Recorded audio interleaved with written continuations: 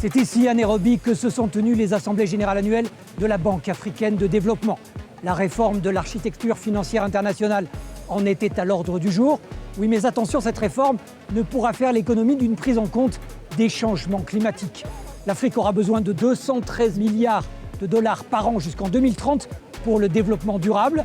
Alors comment relever ces défis? C'est ce que je vous propose de découvrir avec nous. La Banque africaine de développement a défini sa nouvelle stratégie pour les 10 années à venir. Pour cela, son capital est passé de 201 milliards à 318 milliards. Augmentation nécessaire pour le maintien de la note AAA de l'institution Sésame pour emprunter sur les marchés financiers à des taux bas. La proposition d'intégrer les richesses naturelles dans le PIB des États africains a également été débattue. Les réserves de terres arables du continent, ses ressources minières ou d'énergie renouvelable ne sont pas prises en compte, a déploré le président du Kenya, William Ruto.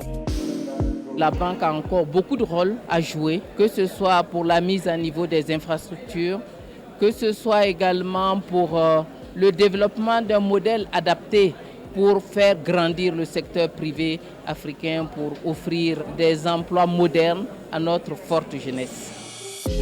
La nouvelle stratégie repose sur deux objectifs majeurs, accélérer la croissance verte inclusive et favoriser des économies prospères et résilientes. Afin d'atteindre ces objectifs, la banque mise sur plusieurs priorités. Éclairer l'Afrique et l'alimenter en énergie moderne et abordable, assurer la sécurité alimentaire par la transformation de l'agriculture, améliorer les conditions de vie des femmes et des jeunes et investir dans le capital humain et la durabilité. Cette génération future est déjà là. Nous avons 477 millions d'Africains, parmi lesquels des jeunes de 15 à 35 ans. Nous devons nous assurer que nous sommes en mesure de renforcer la résilience climatique de l'Afrique. Nous devons également veiller à ce que les jeunes deviennent partie prenante aux solutions et qu'ils ne soient pas simplement dépendants des autres. C'est pourquoi la Banque africaine de développement a mis en place un programme qui aide les jeunes à créer des entreprises dans le domaine de l'adaptation au changement climatique et de l'atténuation de ses effets. Notre financement leur permettra de réaliser ces projets.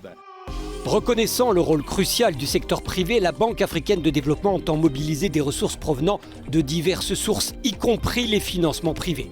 Elle renforcera sa collaboration avec ce dernier en priorisant les investissements dans les entreprises, les chaînes de valeur et les PME. Cette stratégie financière vise à tripler les financements du secteur privé d'ici 2033 et à renforcer sa capacité de financement par des mécanismes innovants.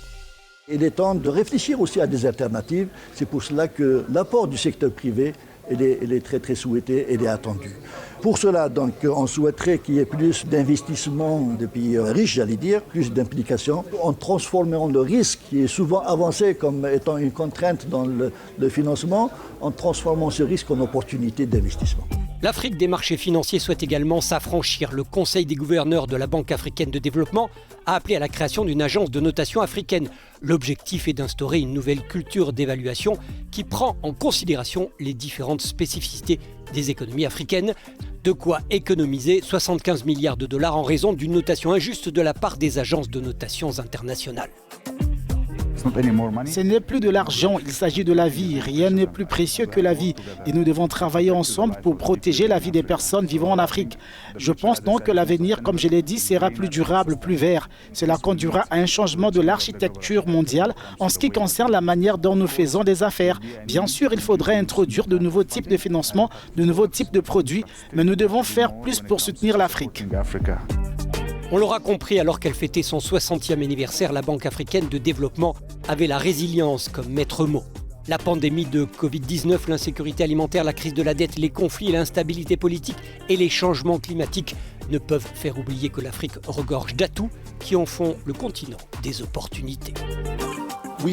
Nous disposons d'un grand nombre de ressources naturelles sur le continent qui peuvent nous permettre d'atteindre ensemble l'objectif du zéro émission dans le monde entier. Nous disposons de ressources solaires abondantes, d'un système hydroélectrique abondant, d'un marché du carbone qui est un marché naissant qui peut produire beaucoup de revenus pour les jeunes en Afrique. Il y a des choses pour lesquelles nous devrions développer des compétences et notre peuple africain peut en bénéficier.